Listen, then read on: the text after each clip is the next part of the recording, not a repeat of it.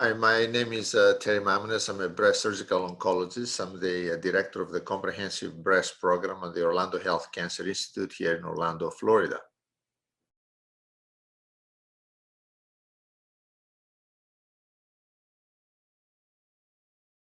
So the question is, what type of biopsy is needed to diagnose breast cancer?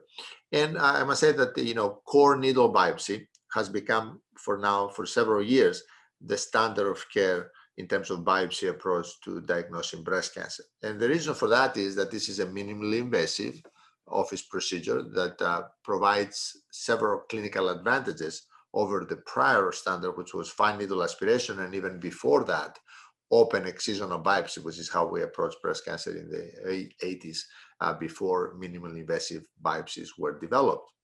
So core needle biopsy can be guided by different ways: by palpation if you feel the tumor, by ultrasound if it's visible by ultrasound, if not, stereotactic guidance if the lesion is visible mammographically, and if none of these, ultrasound or mammography or palpation, identify the lesion, sometimes MRI does. So sometimes MRI guidance can be used for the core needle biopsy. The main advantages of the core biopsy, as opposed to fine needle aspiration, is that core biopsy differentiates between invasive and non-invasive cancer, so that primary surgery with or without axillary lymph node assessment can take place, because core biopsy removes tissue, not cells, so the architecture is preserved, so we can see if it's invasive cancer versus non-invasive cancer. This is one of the major advantages of core biopsy or fine needle aspiration. In addition, with that in mind, it allows us to do one-stage surgical procedures. Knowing that the patient has invasive breast cancer, we can proceed with sentinel lymph node biopsy even before we do the lumpectomy, which is typically what we do in surgery. We do the sentinel lymph node biopsy first, and then we do the lumpectomy. But we have to know that we have invasive cancer to do so. It also provides adequate material for biomarkers. Very easy to do ER, PR, HER2, and even other testing if you so desire. So the total profile of the tumor can be known before surgery takes place, or if there's consideration of neoadjuvant chemotherapy. For example, let's say with a triple negative tumor, or for HER2 positive patients, sometimes we decide to proceed with neoadjuvant therapy. So it's important to know that information from core needle biopsy.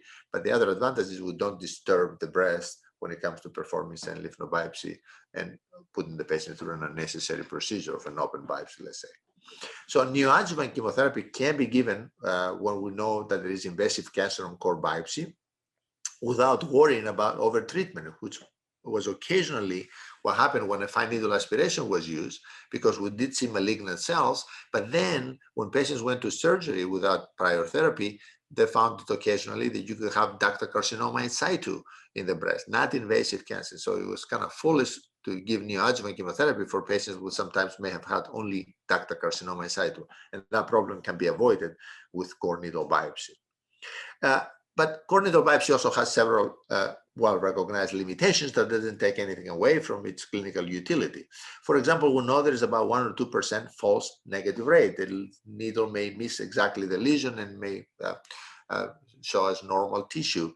But if we believe that the biopsy is discordant, in other words, we're very suspicious of the lesion, but the results show breast fat, then we could repeat the core biopsy. And the second time, usually we'll get it right again. So there's no real reason to take the patient to surgery in that case. It's best to do actually a repeat core needle biopsy because we can then get the diagnosis.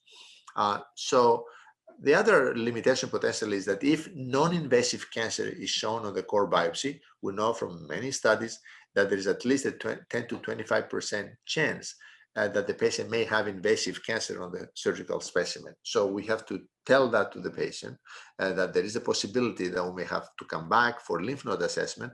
But typically for patients that would do lumpectomies, we don't do sentinel lymph node biopsy up front if we have non-invasive cancer in the core needle biopsy specimen. We wait until the pathology from the surgery is become known. But for example, for mastectomy patients, even if the core biopsy shows non-invasive cancer, preemptively we do sentinel lymph node biopsy at the time, because we cannot do it if indeed invasion is shown later on and the breast has been removed. And also the last thing about core needle biopsy is that if the core needle biopsy shows a typical hyperplasia, it doesn't totally exclude the potential for having a cancer present. So Again, several studies now and meta-analysis have shown that about 15 to 40% of the cases, additional pathology may be found. Either non-invasive breast cancer more commonly, and less commonly invasive breast cancer can be found. So in these cases, obviously open excisional biopsy has to follow if we get a diagnosis of a typical ductal hyperplasia or even a typical lobular hyperplasia. So this is the standard management for these patients.